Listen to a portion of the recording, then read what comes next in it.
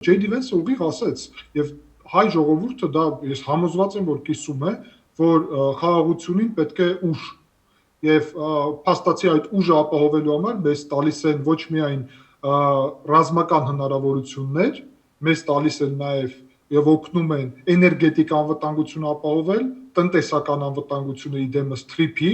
եւ մեր տարածքային ամբողջականությունը ինքնիշխանությունը նաեւ թրիփի շտորիվ, այլ ոչ թե միջանցքային տրամաբանության, եւ նաեւ ամենաբարձր տեխնոլոգիաները, որովհետեւ մենք նավթ ու գազ չունենք, իսկ մեզ պետք է տնտեսական առավելություններ Ադրբեջանի հետ։ Այսինքն այդ ամենը իրականություն է։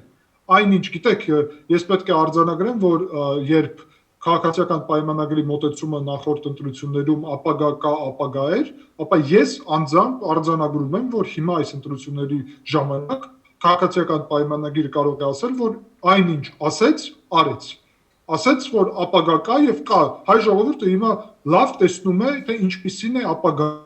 ինչ պատկեր կա ապագայի եւ ավելին ասեմ, ոչ միայն հաջորդ 5 տարով, այսինքն երբ այս ընտրություններով որոշվելու է հաջորդ 5 տարվա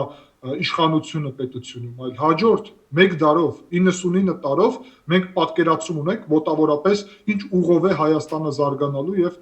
գնալու առաջ։